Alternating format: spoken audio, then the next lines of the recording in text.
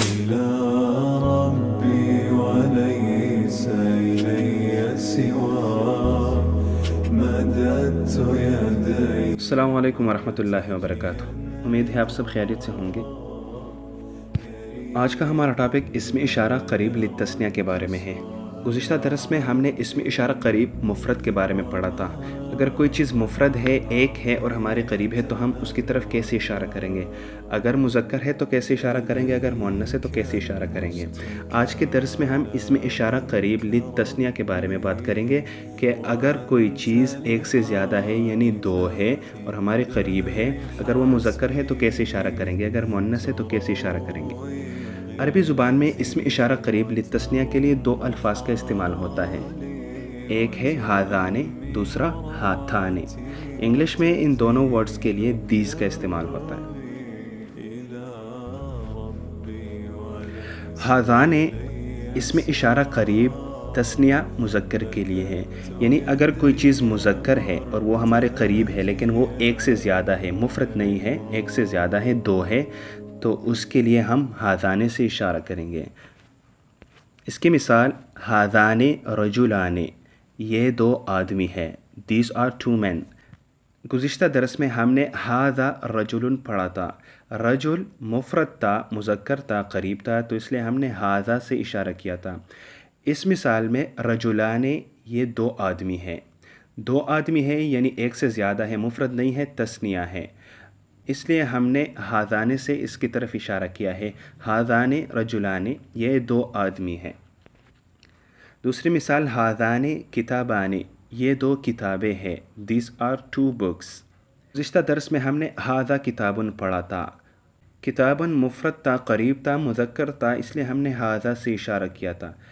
اس درس میں کتابیں دو ہیں یعنی مفرد سے زیادہ ہے، تثنیہ ہے، قریب ہے اور مذکر ہے، اس لیے ہم نے ھذان سے اشارہ کیا. ھذان کتابان، یہ دو کتابیں ہیں. These are two books.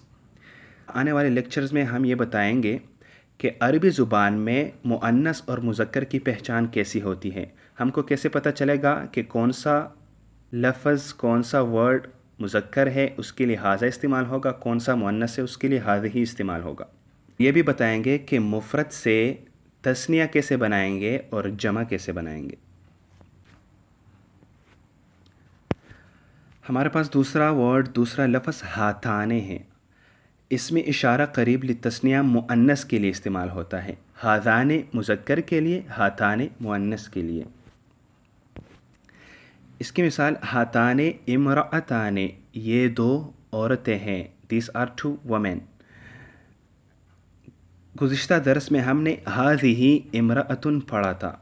امرأۃ مؤنث، قریب، مفرد، اس لیے ہم نے ھذہ سے اشارہ کیا تھا. اس مثال میں عورتیں دو ہے، مفرد نہیں ہے اور قریب ہے، اس لیے ہم نے ہاتھان سے اشارہ کیا. ہاتھان امرأتان. دوسری مثال ہاتھان ساعتان، یہ دو گھڑیاں ہے. These are two watches.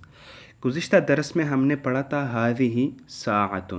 چونکہ ساعۃ مؤنث تھا، قریب تھا، مفرد تھا، تو ہم نے ھذہ سے اشارہ کیا. اس مثال میں گھڑیاں مفرد نہیں ہے بلکہ دو ہے، مؤنث ہے، تو اس لیے ہم نے ہاتھان سے اشارہ کیا. یہ دو گھڑیاں ہیں. گزشتہ درس میں ہم نے پڑھا تھا کہ ھذا، ھذہ جاندار اور بے جان دونوں کے لیے استعمال ہوتے ہیں.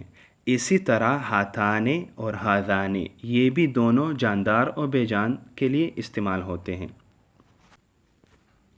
ایک اہم بات کہ عربی زبان میں ایک چیز یعنی جب کوئی چیز مفرد ہو تو اس کو واحد بولتے ہیں، مفرد بھی بولتے ہیں، اور اگر وہ ایک سے زیادہ ہو یعنی دو ہو تو اس کو تثنیہ بولتے ہیں، اور جب دو سے زیادہ ہو یعنی تین ہو یا تین سے زیادہ، آخری حد تک جتنا بھی ہو، اس کو جمع کہتے ہیں. اس کی مثال، واحد کی مثال کتابن، ایک کتاب، اس کو واحد کہتے ہیں، مفرد بھی کہتے ہیں. تثنیہ کی مثال کتابان، دو کتابیں. تثنیہ ایک سے زیادہ ہوتی ہے اور تین سے کم یعنی دو، اس کو تثنیہ بولتے ہیں، یعنی دو کتابیں. جمع کتبن، یعنی تین یا تین سے زیادہ کتابیں. ہمیشہ کی طرح ہم درس کے آخر میں کچھ الفاظ معانی لاتے ہیں جو روزمرہ زندگی میں استعمال ہوتے ہیں اور یاد کرنے میں آسان ہوتے ہیں۔ سب سے پہلا حرف ہمارے پاس ہے عینون یعنی آنکھ۔ عربی زبان میں عین آنکھ کو بولتے ہیں۔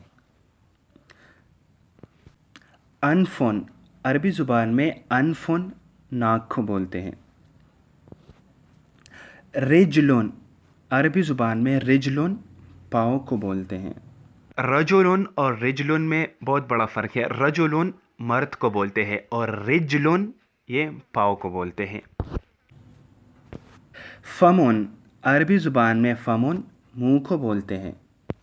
اذنون، عربی زبان میں اذن کان کو بولتے ہیں۔ یدون، عربی زبان میں یدون ہاتھ کو بولتے ہیں۔ یدون کا استعمال قرآن کریم میں بہت جگہوں پہ ہوا ہے۔ ان الفاظ کو سن کر ہرگز بھولنا مت، ان کو یاد کرنے کی کوشش کریں اور روزمرہ زندگی میں ان کا استعمال کریں۔ اگر آپ کسی کے سامنے ان کا استعمال نہیں کر سکتے تو اپنے دل میں اس کو بار بار دہرائیں۔ یہ الفاظ ہماری روزمرہ زندگی میں استعمال ہوتے ہیں۔